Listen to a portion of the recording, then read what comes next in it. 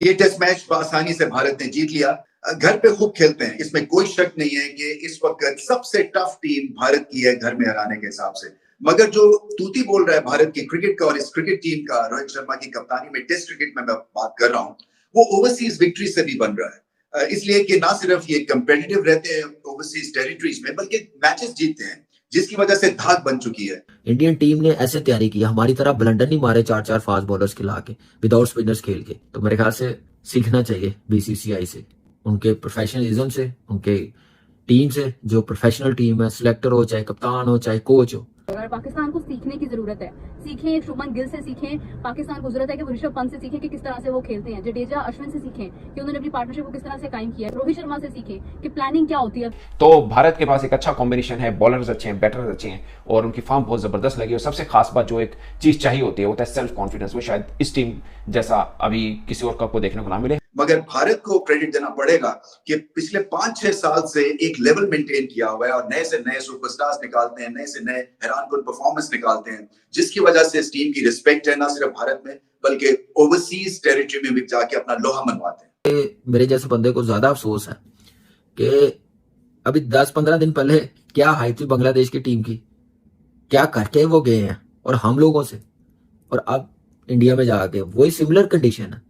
उनके प्लेयर्स भी ऐसे थे, लेकिन वो क्या मेंटली स्ट्रांग थे। आपको एक कंप्लीट पैकेज टीम इंडिया में नजर आता है और यही वजह है कि उनके कप्तान रोहित शर्मा जो हैं वो कोई भी बात बिला झिझक और कॉन्फिडेंस फेस और लहजे के साथ करते हैं। इससे पहले जब प्रेस कॉन्फ्रेंस में है उन्होंने जो एक बड़ी एक फेमस लाइन बोली, बोलने दो जो कह रहे हैं, एंजॉय करने दो इनको, कोई मसला नहीं है। अगर अब तो मैं 100% 110% श्योर हूँ कि इंडिया ने दोनों मैच अपने जीतने हैं, बांग्लादेश ने दोनों मैचेस अपने हारने हैं। ओवरसीज विक्ट्री से भी बन रहा है, इसलिए कि ना सिर्फ ये कंपेटिटिव रहते हैं ओवरसीज टेरिटरीज में बल्कि मैचेस जीतते हैं, जिसकी वजह से धाक बन चुकी है। सो बांग्लादेश को बहुत कुछ करना था ऐसी कामयाब टीम के खिलाफ, उनको टफ टाइम देने के लिए, क्योंकि टेस्ट मैच जीतना तो एक ड्रीम ही हो सकती है किसी भी विजिटिंग टीम की। आजकल इतनी कैपेसिटी नहीं थी कि वो भारत को चैलेंज कर सके over a period of 5 days. So चौथे दिन मुकाबला खत्म और आप देखिए कि किस तरह से बॉलर्स ने साथ दिया है रोहित शर्मा के इस विक्ट्री में। कि अगर रिकॉर्ड्स पे जाएं तो रवि अश्विन किसी से कम नहीं है। मौके पे सेंचुरी, मौके पे विकेट्स, भाव नहीं खाते हैं, विकेट लेके कोई ड्रामा नहीं करते हैं, सेंचुरी करके कोई ड्रामा नहीं करते हैं, हर चीज स्ट्राइक में लेते हैं। 12th मैन भी जब इनको बनाया जाता है या टीम से बाहर किया जाता है तो कोई नाज नखरे नहीं है, अंडरस्टैंड करते हैं टीम की सिचुएशन को, अपनी रिस्पॉन्सिबिलिटी को समझते हैं और जब भी मौका मिलता है बहुत ही खूब खेलते हैं। और यही एक प्रोफेशनल क्रिकेटर कर सकता है। बहुत सारी चीजें सीखने वाली हैं अश्विन से, जिसकी वजह से इनके बहुत सारे फैंस हैं। सो आपको ड्रामे के बगैर इंडिया और बांग्लादेश के दरमियान टेस्ट सीरीज की दूसरी इनिंग के अंदर इंडियन टीम ने एक तरफा बढ़तरी हासिल की। पहली इनिंग के अंदर भी इंडियन टीम बहुत भारी लीड से आगे थी, जबकि दूसरी इनिंग में तो बिल्कुल ही काम सारा का सारा आउट हो गया। इंडियन टीम ने 289 रन पर अपनी इतनी बड़ी इनिंग डिक्लेयर की, जिसके बाद बांग्लादेश को टारगेट रही था 500 से 550, जो कि चेस करना बिल्कुल नामुमकिन था इंडियन के तगड़े बॉलर के सामने। आज के दिन अश्विन का बॉल चला, क्योंकि कहा जाता है कि इंडियन बॉलर का हर किसी का एक दिन होता है, कभी बुमराह का, कभी जडेजा, कभी अश्विन का, और आज अश्विन का दिन था। और जिस बॉलर का दिन होता है वो मुकम्मल तौर पर तबाही मचाता है। पहली इनिंग के अंदर अश्विन की सेंचुरी और दूसरी इनिंग के अंदर अश्विन के 6 शिकार, ऐसी शानदार 6 विकेटें कि पूरी की पूरी बांग्लादेश टीम चलती बनी। देखते ही देखते 5 आउट थे और अगले ही लम्हे 10 के 10 आउट होकर पूरी की पूरी टीम पवेले चली गई। इंडियन टीम ने बांग्लादेश टीम को 280 रन के बड़े मार्जिन से शिकस्त दी। बहुत बड़ी विकेट अपने नाम की है इंडियन टीम ने। इसी के साथ इंडियन टीम मजीद स्ट्रॉन्ग हो गई है WTC के फाइनल में क्वालिफाई करने के लिए। और इसी के साथ रोहित लेवर ने अपनी रिवायत को बरकरार रखा। जब से Indian team ODI world cup के बाद T20 वर्ल्ड कप जीती है, उसके बाद से इंडियन टीम अभी तक अपना एक भी मैच नहीं हारी। और लग ये रहा है कि जिस तरह इंडियन के बॉलर तगड़े हैं, बैट्समैन तगड़े हैं, इंडियन टीम को हराना बहुत मुश्किल होगा आगे फ्यूचर में। रमीज आजा कहना है कि आज की विक्ट्री से एक बात साबित हो गई है कि अगर इंडिया के किसी एक खिलाड़ी या एक बॉलर का दिन चल गया तो वो पूरी की पूरी टीम पर भारी हो जाएगा।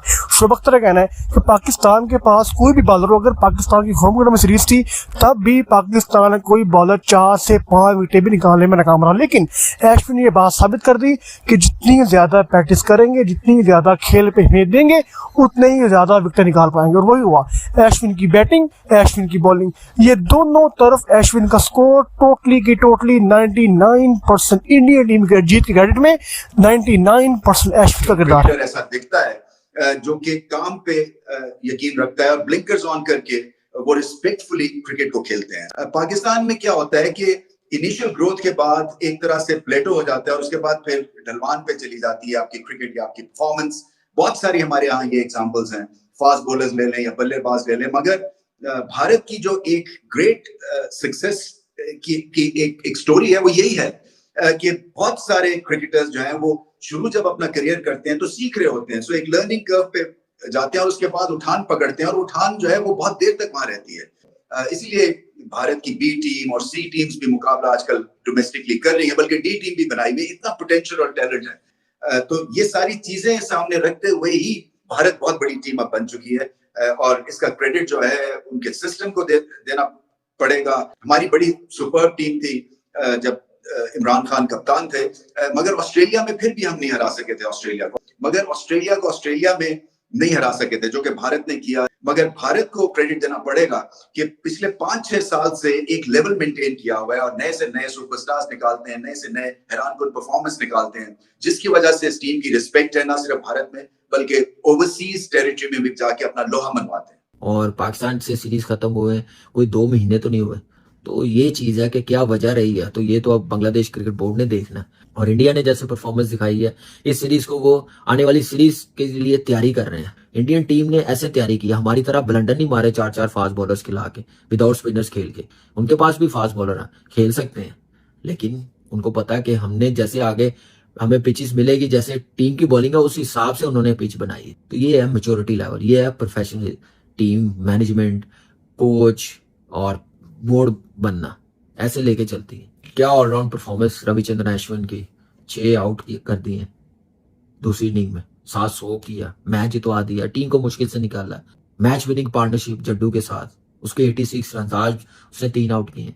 कि ये 2 प्लेयर्स टीम इंडिया के ऐसे हैं कि इनके बगैर 11 नहीं बन सकते टेस्ट मैच में। रविचंद्रन अश्विन को 38 साल का 37-38 मेरे ख्याल से मरतबा उसने 5 विकेटें ले ली हैं, 522 आउट करना, 700 करने 600 बना दिए। शुक्र है कि पाकिस्तान की मैनेजमेंट नहीं है बीसीसीआई में, या सिलेक्टर्स या कोच या कप्तान, नहीं तो कब का इशू बना के फिटनेस का नजर आ रहा है ना। रविचंद्रन अश्विन सिर्फ क्या है, स्किल और परफॉर्मेंस, मैच जितवाना। तो मेरे ख्याल से सीखना चाहिए बीसीसीआई से, उनके प्रोफेशनलिज्म से, उनके टीम से, जो प्रोफेशनल टीम है, सिलेक्टर हो चाहे कप्तान हो चाहे कोच हो, ये चीजें हैं जो नंबर 1 टीमें बनाती हैं और डोमिनेट दुनिया की टीमों को करते हैं। हम लोग इतने अच्छे होते हैं ना, तो ये हाल ना होता पाकिस्तान की क्रिकेट का। तो पाकिस्तान की क्रिकेट को वाड़ के रखती है, क्योंकि दुख होता है ये टीम पाकिस्तान को वाइट वॉश करके गई है, जो मेरे ख्याल से 3 दिन में टेस्ट मैच